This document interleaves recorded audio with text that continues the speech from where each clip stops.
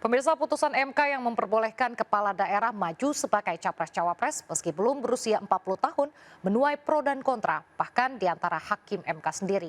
Putusan MK ini pun menambah bumbu di tengah dinamika politik, khususnya pendaftaran capres-cawapres yang mulai dibuka hari ini.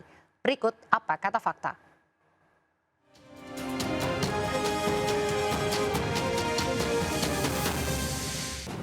Gugatan batas usia capres dan cawapres yang jadi sorotan akhirnya ketuk palu. Lalu apa kata fakta?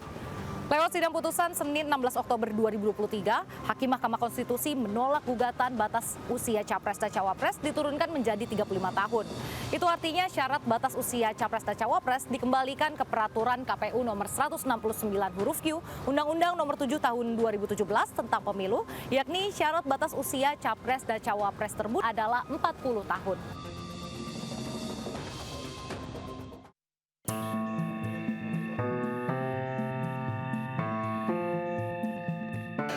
MK menolak permohonan dari para pemohon yang berasal dari kader PSI. Alasan utamanya karena syarat batas usia capres dan cawapres adalah ranah pembentukan undang-undang. MK juga menolak seluruh argumen dari kader PSI. Soal Syahrir yang menjabat sebagai menteri di bawah usia 40 tahun, MK menyebut hal tersebut bukan kebiasaan atau konvensi. Selain itu juga terkait tidak ada batasannya usia pada menteri dikarenakan ihwal menteri adalah hak prerogatif presiden.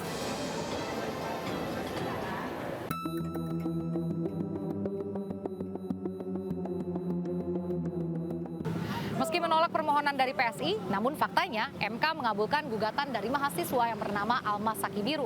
MK mengabulkan bahwa pejabat negara yang pernah terpilih dalam pemilu layak untuk berpartisipasi dalam capres dan cawapres meskipun usianya belum 40 tahun.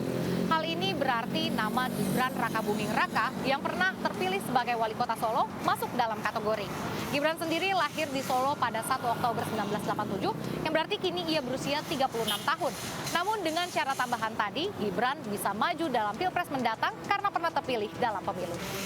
Berusia paling rendah 40 tahun atau pernah sedang menduduki jabatan yang dipilih melalui pemilihan umum termasuk pemilihan kepala daerah. Namun tak semua hakim MK bulat satu suara akan putusan ini.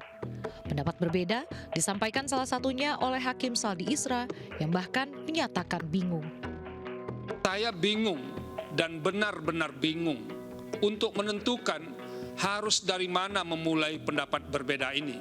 Baru kali ini saya mengalami peristiwa aneh yang luar biasa dan dapat dikatakan jauh dari batas penalaran yang wajar.